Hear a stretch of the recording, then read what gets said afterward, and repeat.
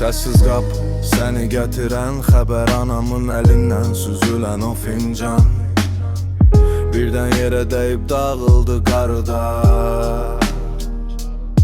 Bacımın ağlında qalıb sənin gülüşün, telefonunda son mesaj, tez qayıdaram. Qalıb yazılıb indi sənin adının yanına, amma evdə hamı səni uşaq çağırır hələ də. Şəhidim, sənin adın qəlbimdə daşda yazılmayıb təkcə. Şəhidim, səsin gəlir yuxumda, qorxuma deyir səni yenə. Şəhidim, sən gedəndən bu küçələr dar gəlib mənə. Şəhidim,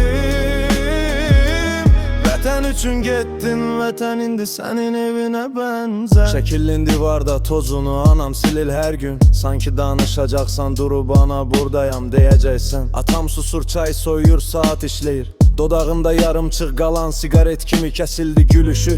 Sənin köhnə forman asılıb şkafdan kənarda, ciblərində uşaq vaxtı yazdığın şeir var. Vətən üçün ölərəm yazmısan əyri üyrü xətlə, heç kim deməmişdi sən bu cümləni bu qədər düz yaşayacaqsan. Şəhidim, sənin adın qəlbimdə daşda yazılmayıb təkcə. Şəhidim, səsin gəlir yuxumda, qorxma deyir səni yenə. Şəhidim, sən gedəndən bu küçələr dar gəlib mənə. Şəhidim, vətən üçün getdin, vətən indi sənin evinə bənzər. Hardasan indi oradan bizi görürsən, ha? Anamın dualarını eşidirsən qardaş. Bayraq salıb gəldin, amma sən bizə ümid sarıb getdin, onu da bilirsən. Şəhidim, sənin adın qəlbimdə daşda yazılmayıb təkcə.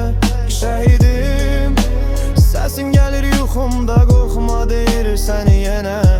Şəhidim, sən gedəndən bu küçələr dar gəlib mənə. Şəhidim, vətən üçün getdin, vətən indi sənin evinə bənzər.